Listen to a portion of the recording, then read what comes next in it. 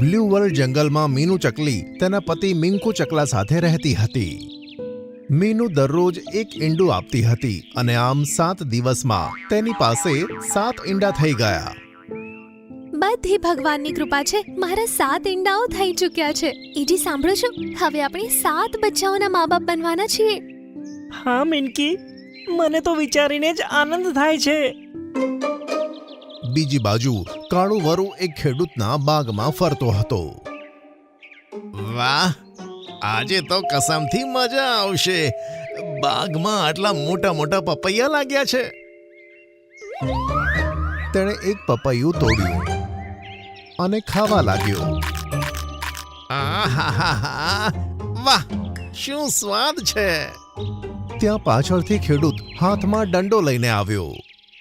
ઊભો રે, હું તને છોડીશ નહીં. ઊભો રે કહું છું. અરે આ પાછો આવી ગયો.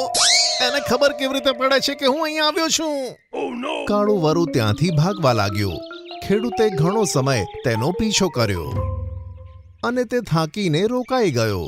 જે દિવસે મારા હાથમાં આવ્યો ને, તને જીવતો નહીં છોડું. ના હું ક્યારે હાથમાં આવીશ અને ના તારી ઈચ્છા પૂરી થશે.